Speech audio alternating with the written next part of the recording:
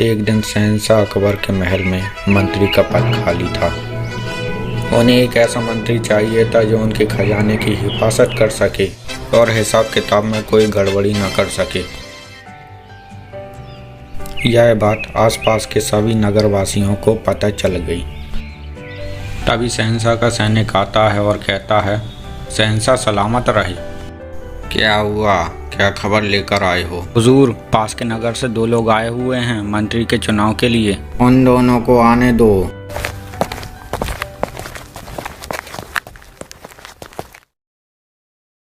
हुजूर, मैं मंत्री के पद पर बखूबी काम कर सकता हूँ। मैंने एक तेल के व्यापारी के यहाँ काम भी किया हुआ है। हुजूर, इसमें कौन सी बड़ी बात है? मैंने ऐसे कई व्यापारियों के यहाँ काम किया हुआ है। इस मंत्री पद के लिए मैं सही हूँ। शहंशाह दोनों की बातें सुनकर हैरान हो जाते हैं कि मंत्री का पद किसको दूं। बीरबल, अब तुम ही बताओ। जी हुजूर, मंत्री का पद किसको दिया जाए और किसको नहीं? हुजूर, मंत्री का पद छोटा मोटा नहीं है, इसके लिए मुझे थोड़ा समय चाहिए। फिर राजा बीरबल सैनिक के द्वारा अलग अलग रंग के कपड़े से बंधे हुए 2 मटके बुलवाते हैं। वो मटके राजा बीरबल उन दोनों को दे देते हैं और कहते हैं, इन मटकों को खोलकर नहीं देखना है और कल इन मटकों को सुरक्षित महल में भी लाना है।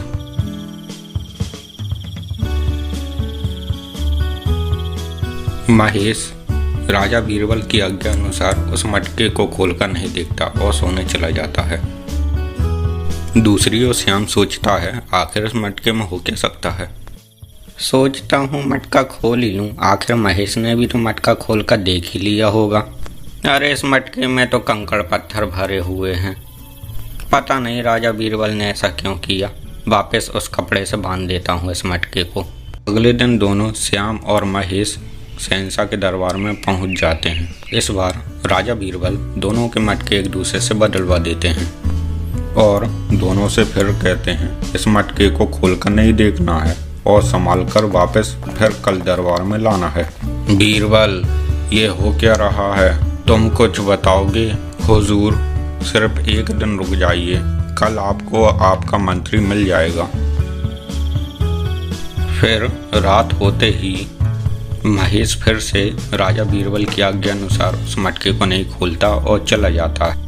वहीं दूसरी ओर श्याम से रहा नहीं जाता और वह उस मटके को खोलकर देख लेता है। देखूं तो इस मटके में क्या है। अरे वाह, इस मटके में तो बहुत सारे हीरे भरे हुए हैं। मैं राजा बीरबल की चाल समझ गया। वो ये चाहते हैं कि अगर इनमें से एक भी हीरा कम हुआ तो वो लालची है और दूसरा वाला मंत्री बन जाएगा। लेकिन ये मटका महेश के पास भी था, हो सकता है उसने भी 1-2 हीरे निकाल लिए हों। फिर मैं भी 1-2 हीरे निकाल ही लेता हूँ, कह दूंगा कि यह मटका उसके पास भी तो था।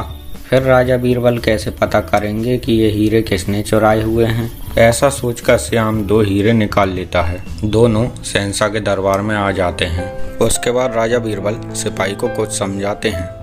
फिर दोनों मटके सिपाही द्वारा शहंशाह के सामने रखवाए जाते हैं। दोनों के मटके रखे जाने के बाद राजा बीरबल उन दोनों से सिर्फ एक ही सवाल पूछते हैं, ये दोनों मटके तुम दोनों के पास पूरे 1-1 दिन रहे। अब जो कोई भी इन मटकों की खनक से यह बता देगा कि इन मटकों में क्या है, वह मंत्री बन जाएगा। लेकिन यह भी सुन लो, जिस किसी ने भी गलत जवाब दिया उसे 100 कोड़ें मारी जाएंगी और नगर के बाहर निकाल दिया जाएगा। इसीलिए भलाई इसमें है, या तो सवाल का जवाब सही दो या फिर मत दो।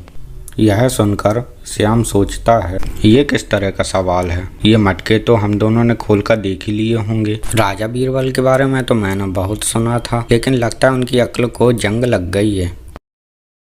राजा बीरबल, मुझे माफ करें, इन मटकों में क्या है मैं नहीं बता सकता। राजा बीरबल, मैंने इन मटकों की खनक अच्छे से सुनी और मैं बता सकता हूँ इन मटकों में क्या है। फिर श्याम बता देता है कि उन मटकों में क्या क्या है। बीरबल, क्या हमें हमारा मंत्री मिल गया? जी हुजूर, केवल आखिरी जांच और कर लें, इन मटकों को खोलकर देख लें जरा। जब मटके खोले जाते हैं तो दोनों में कंकड़ पत्थर मिलते हैं। हुजूर, ये कैसे संभव है?